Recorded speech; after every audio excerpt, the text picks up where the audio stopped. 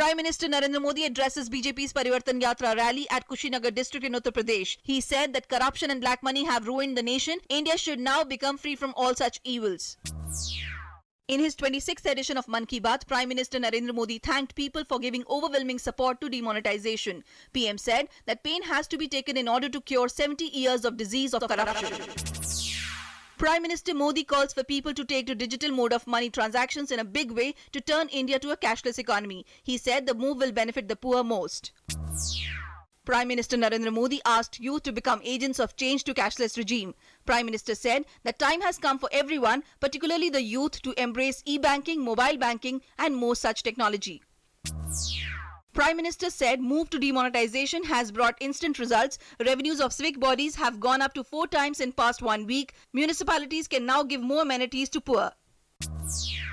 Information and Broadcasting Minister Venkaiah Naidu asserted that demonetization was not done in haste, but after giving various opportunities to people to disclose the income. Naidu questioned the strike call given by the communists and said that on what basis strike is required. UPA has involved in all the scams from earth to space and communists supported them. 10 armed men broke into Nabha jail in Punjab and freed 5 convicts, including Khalistan terrorist Harminder Mintu. Mintu was arrested in 2014 by Punjab police in 10 terror-related cases. High alert has been sounded across the state and all checkposts erected. State police is on vigil.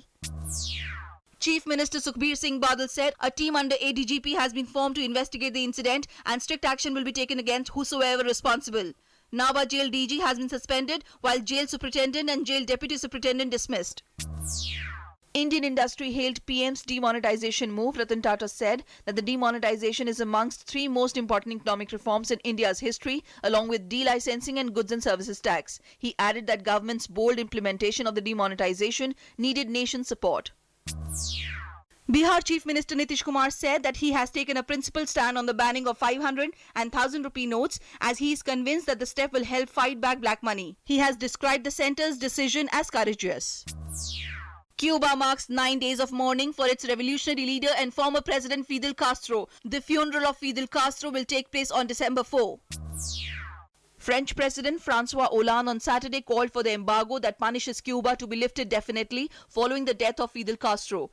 Instituted in the early 1960s, the trade embargo was designed to starve Castro's regime of US currency. In Syria, government forces has captured the largest rebel-held district of Aleppo in what would be a major breakthrough in its offensive to retake the entire second city. The latest regime push comes after days of intense bombardment on the rebel-held east.